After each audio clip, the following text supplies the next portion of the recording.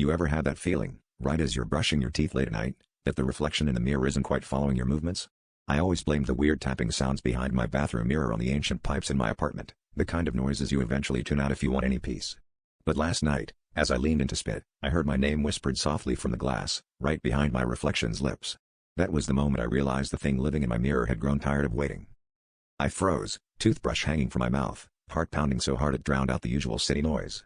The voice was raspy, familiar in an unsettling way, like someone trying to mimic my tone but getting it just strong enough to trigger panic. The reflection grinned, even as my own mouth stayed slack with terror. Then, with a deliberate, almost practiced movement, my mirrored self lifted a hand and pressed a palm to the inside of the glass. I watched, trembling, as condensation bloomed around its fingers, on the inside. I backed away, tripping over the bath mat, but the reflection didn't break eye contact.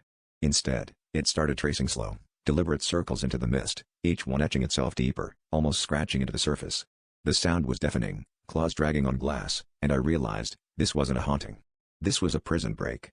The pipes had just been the cover story, the scratching language I'd never bothered to translate.